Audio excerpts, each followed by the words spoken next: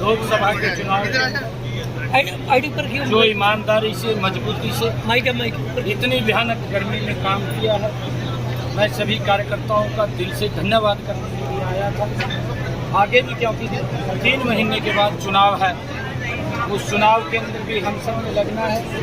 मैंने कार्यकर्ताओं से एक बात कही है, कांग्रेस के पास बोलने के लिए कुछ नहीं है। कांग्रेस की दुकान में झूठ का सामान भरा पड़ा है और वो एक से एक झूठ बोल करके लोगों में भ्रम की स्थिति पैदा करते हैं। अब उनके चेहरे का नकाब जनता के बीच में जाकर के उतारना है। आगे ये झूठ ना बोल सके। ये कभी बोलते हैं कि आप हमें वोट दो, घर घर जा कर के उनके फार्म भरते हैं कि 8,500 रुपया हर महीने आएगा। कभी तो ये झूठ बोल करके वोट लेते हैं, कभी बोलते हैं कि संविधान खतरे में हो जाएगा, नरेंद्र मोदी जी प्रधानमंत्री बनेंगे। मैं उनको कहना चाहता हूं कि आपने जितना झूठ फैलाना था वो फैला लिया। अब ये अंतिम समय के अंदर कांग्रेस सांस ले रही है और जब ये अगला 2029 का, ये 2024 का जो विधानसभा का चुनाव है, इसके अंदर कांग्रेस समाप्त हो जाएगी। कोई इसका नाम लेने वाला नहीं रहेगा, क्योंकि इन्होंने स्वयं भ्रष्टाचार के, स्वयं झूठ के इनकी दुकान में सामान नहीं है। लोगों को ये बरगड़ाने का काम करते हैं।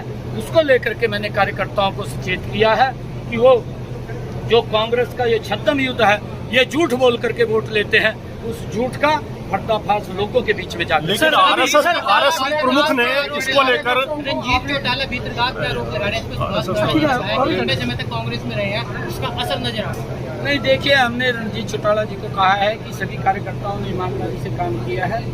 इस प्रकार का बात ना करें। अगर आपने करनी है तो हमें आकर के बताएं, केंद्रीय नेतृत्व को बताएं, लिख करके बताएं। अगर किसी ने कोई कहीं पर भी कोई दिक्कत करी है तो निर्णय केंद्रीय नेतृत्व लेगा।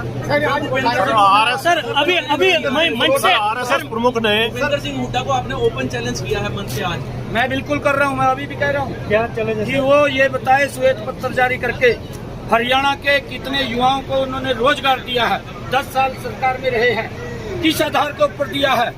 कोर्ट ने उनको किस प्रकार की दिक्कतें युवाओं को आई? जो 5 साल नौकरी में रह गया उसको बाहर कर दिया।